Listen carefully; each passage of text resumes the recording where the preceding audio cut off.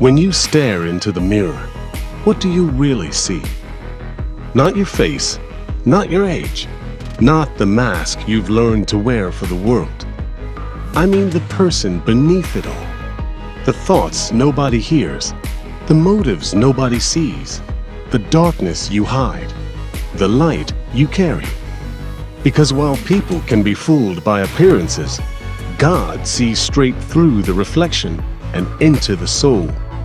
So ask yourself, does the person looking back at you reflect who God created you to be? Or has the world slowly shaped you into someone else? Don't spend your life conforming to a broken world. Be transformed from the inside out.